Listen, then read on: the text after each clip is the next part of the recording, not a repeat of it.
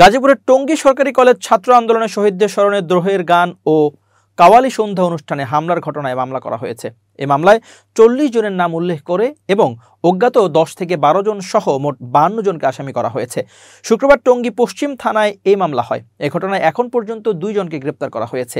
এর আগে বৃহস্পতিবার রাতে মামলার আবেদন করা হয়। টঙ্গী সরকারি কলেজে অনার্স প্রথম বর্ষের শিক্ষার্থী পারভেজ হোসেন বাদী হয়ে 40 জনকে শনাক্ত ও 10-12 জনকে অজ্ঞাতনামা আসামি করে মামলা করেছেন।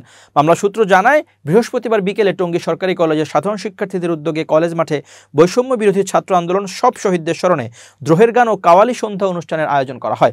অনুষ্ঠান চলাকালে বিকেল 5:30টায় আসামিরা দেশীয় অস্ত্রশস্ত্র সহ হামলা করে। এ সময় দুর্বৃত্তের হামলায় আয়োজক কমিটির শাওন, রাসেল ও রিফাত সহ অনুষ্ঠানে উপস্থিত 16 জন আহত হয়। আহতরা বিভিন্ন হাসপাতালে চিকিৎসা নিয়েছেন। গুরুতর আহত রাসেলকে টঙ্গী শহীদ আহসানুল্লাহ মাস্টার জেনারেল হাসপাতালে, রিফাতকে গাজীপুর শহীদ তাজউদ্দিন আহমেদ মেডিকেল কলেজে ও শাওনকে ঢাকা মেডিকেল কলেজ হাসপাতালে ভর্তি করা হয়।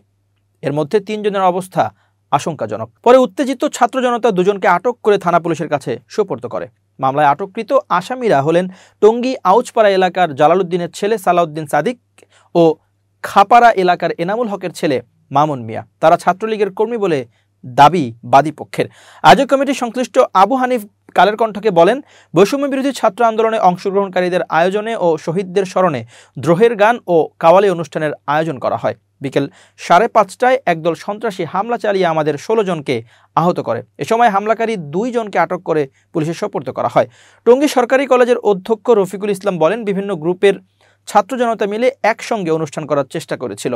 শেষ পর্যন্ত হয়তো তা হয়ে ওঠেনি। এ কারণে উভয়ের মধ্যে এই ঘটনা ঘটে। অনুষ্ঠানের বিষয়ে মৌখিক অনুমতি ছিল বলে জানান তিনি। টঙ্গী পশ্চিম থানার অফিসার ইনচার্জ কামরুজ্জামান ঘটনার সত্যতা নিশ্চিত করে কালের কণ্ঠকে বলেন, এ বিষয়ে মামলা হয়েছে। আটক 2 জনকে ওই মামলায় গ্রেপ্তার দেখিয়ে আদালতে পাঠানো হয়েছে।